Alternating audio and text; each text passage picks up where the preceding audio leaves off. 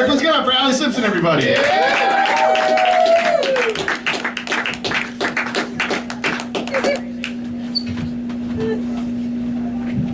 Oh, give it up for Ian, everybody. Yeah. Oh man, I think the joke with Ian saying that he would quit comedy to work at Unum is that he thinks he's socially well adjusted enough to do anything else but comedy. Unum will not have you. I know, I went through 3 interviews and they didn't have me, so maybe you don't have the leadership skills. I don't know. You're an underage person. You're not supposed to be here, right? All right. So you're like 18. Are you applying to college? You going to school, tech school, community college, military? Okay. It's Angela Merrill. I think he's a student.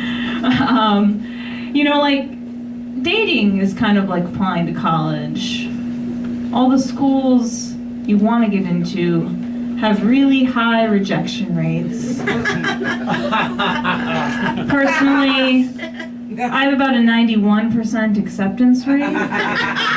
Even C students are welcome. I'm more concerned about your extracurricular activities. I used to have a 100% acceptance rate back when I was for profit. The government shut that down. Apparently my course offerings were subpar and I was targeting veterans and single moms. So I was making out with this guy. It's really hot. Straddling him. And the last light of day was pouring through the window onto us, like a stage light from heaven.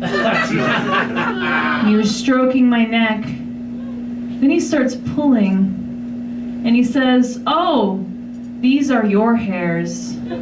I thought they were dog hairs that were stuck on you.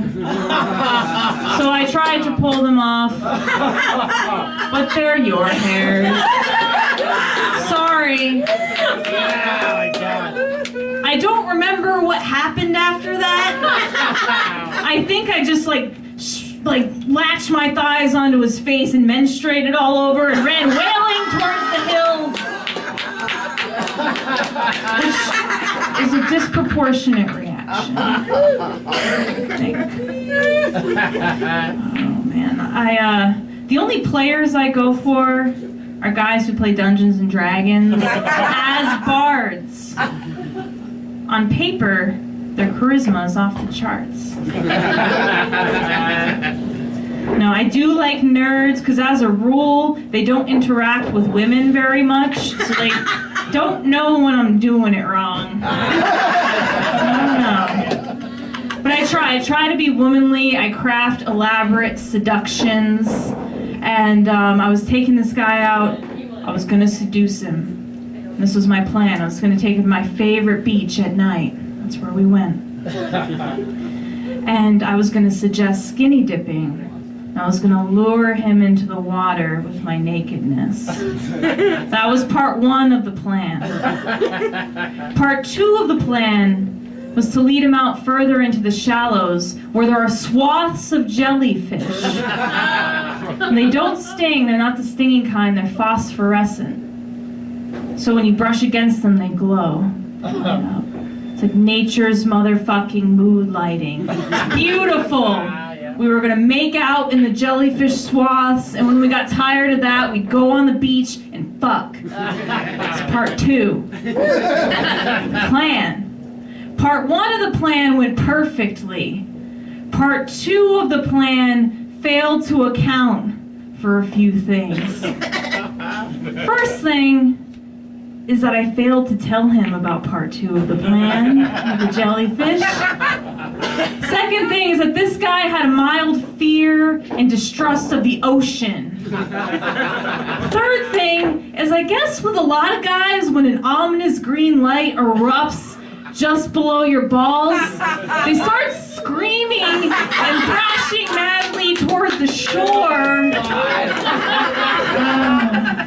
And I laughed at him. I I cackled at his retreating form as the jellyfish pulsed and glowed around me in delight. And that's when I realized that I was a sea witch, and thus dispersed into foam. And at this point, the guys in my Dungeons and Dragons group are like, you can't turn into foam. You didn't roll high enough. First of all, it's against the rules. Second of all, we're supposed to be fighting goblins right now. And the only reason you're getting away with this shit is because you're fucking the dungeon master. That is true. Thank you guys very much.